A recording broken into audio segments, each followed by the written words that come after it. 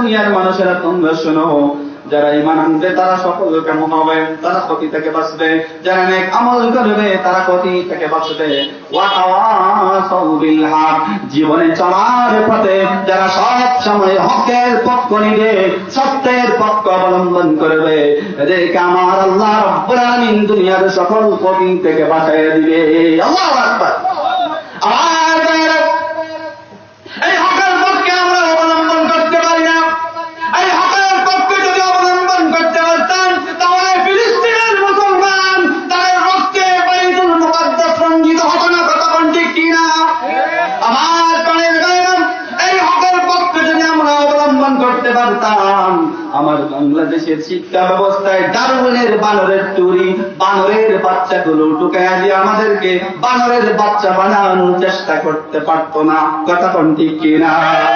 আমার প্রাণের গায়ক, এই হকের পক্ষে যদি আওয়াজ দিতে পারতাম তাহলে বাংলার জমিনে কাদিয়ানী সম্প্রদায় আমার নবীর খতমে নবুয়ত অস্বীকার করার সুযোগ পেত না। কথা কোন ঠিক কিনা?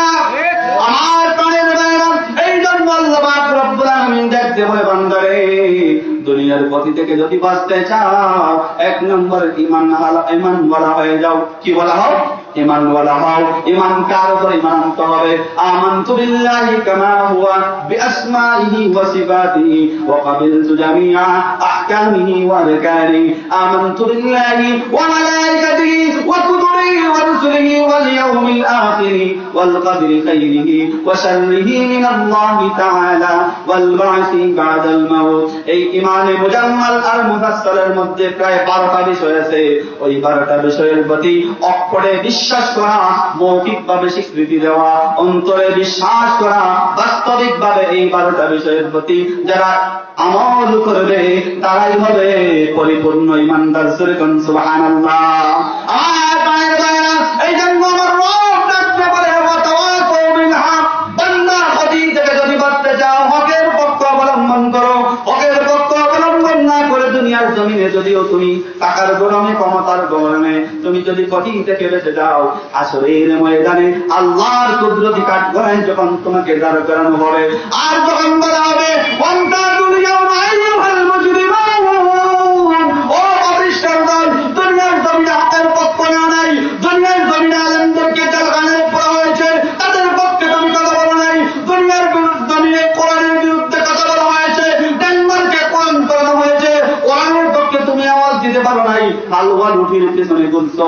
ও মানুষ, ও ইমানদার, আজকে আল্লাহর দরবারে তুমি জবাব দেও, দুনিয়ার জমিনে কেন আমার কোরআনের পক্ষ নেও নাই? এই জন্য তোমার সব আমল ধ্বংস হলো। ফি নারি জাহান্নাম খালিদিনা ফিহা আবাদা। হকের পক্ষ অবলম্বন না করার কারণে আজকে আল্লাহর পক্ষ থেকে তোমার জন্য জাহান্নামের শাস্তি আমার আল্লাহ অবধারিত করে দিয়েছে। যেরকম নাউযুবিল্লাহ। আমার প্রাণের ভাইরা, এই জন্য সবসময় হকের পক্ষ অবলম্বন করতে হবে।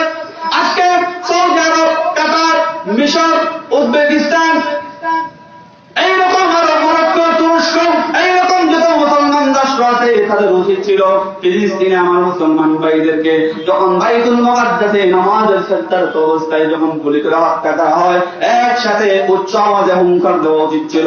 আর যদি বাইতুল মুকাদ্দাসে একটা গুলি ছুড়ে হয়, একটা কামান ছুড়া হয়, তাহলে গোটা পৃথিবীর মানচিত্র থেকে ইসরায়েল রাষ্ট্র থেকে মুছে দেওয়া হবে। কথা কোন ঠিক কিনা? এরকম আওয়াজ যদি মুসলমান বিশ্ব নামদারি ওয়াইজে এইরকম দাবি তুলতো, তাহলে আমাদের মুসলমান ভাইদের রক্তে বাইতুল মুকাদ্দাস রঞ্জিত হতো না।